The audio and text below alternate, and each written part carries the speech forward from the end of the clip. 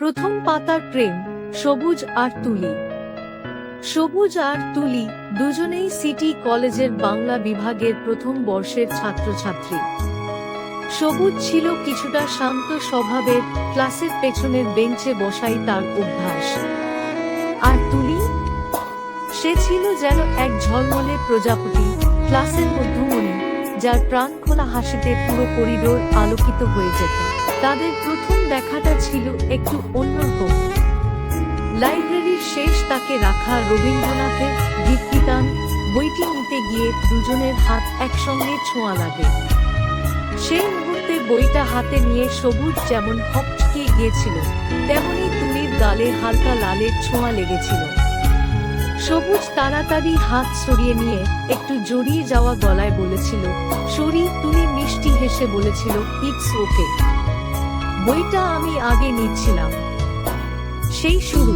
প্রথম দিকে তাদের সম্পর্ক ছিল কেবলই বই আদান প্রদান আর নোটসের মধ্যে সীমাবদ্ধ। ক্লাস শেষে ক্যান্টিনে বসে চা খেতে খেতে চলত কবিতা নিয়ে আলোচনা বা রবি ঠাকুরের গান নিয়ে খুনসুটি। সবুজ দেখত কিভাবে তুলি তার চোখে একরাশ স্বপ্ন নিয়ে ভবিষ্যতের কথা বলে, সাহিত্য নিয়ে তার উচ্ছ্বাস দেখে মুগ্ধ হতো সে। একদিন তুলি দেখল সবুজ তার নোটবইয়ের একদম শেষ পাতায় কিছু একটা আঁকছে। কৌতূহলবশত সে জিজ্ঞেস করল, কি আঁকছো? সবুজ লজ্জা পেয়ে খাতাটা বন্ধ করতে চাইলেও তুলি জোর করে দেখে ফেলল। সেখানে কোনো নকশা ছিল না, ছিল শুধু তার প্রিয় কবি জীবনানন্দ দাশের একটি কবিতার লাইন। সবুজ ঘাসের ভিতর সূর্যের আলো। তুলি হেসে বলল, কিন্তু সূর্যের আলো তো সোনালী হয়, সবুজ নয়।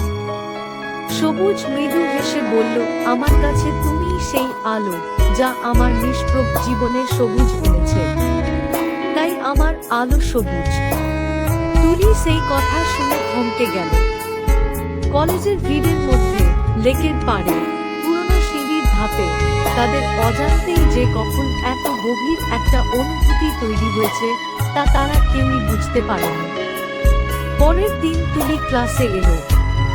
টিফিন পিরিয়ডে সে সাবধানে তার নিজের ডায়েরির প্রথম পাতাটা ছিঁড়ে সবুজকে দিল।